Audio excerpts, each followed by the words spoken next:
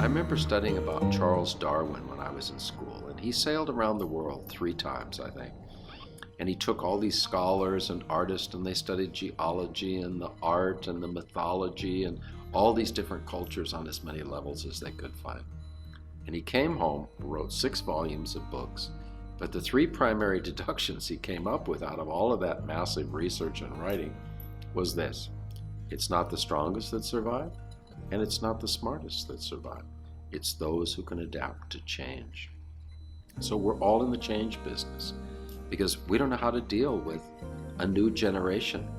We don't know how to deal with our kids. We don't know how to deal with technology. We don't even know how to deal with our own minds sometimes. We're part of the problem and not the solution if we don't have control over our consciousness and we're not purpose-driven and we're not really mindful. And instead we get reactive and we become nervous and uncertain, and we don't push pause and call time out before we act. So having those kind of choices is a really pretty high Maslow level of awareness. And in working with these people who have come to this mastermind group, you wouldn't believe the things they talk about and the stories they tell. They're so excited, and they even see this as some kind of movement.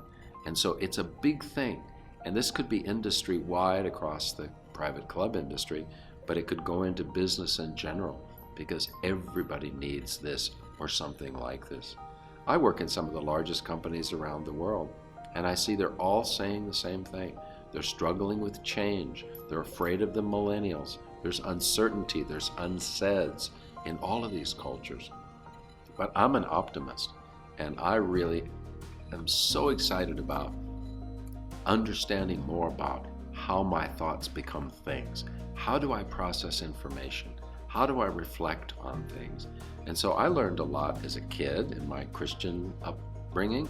I learned a lot in my monastic life of practicing meditation and ways to understand what's going on in the dialogue between my ego and my higher self and managing all of that. But now I'm more excited than ever, and I have a lot of support. I have a lot of tools, and I have an environment that I work in which is really, really supportive. So I'm very excited, I'm very optimistic, and I just can't wait for what's happening next.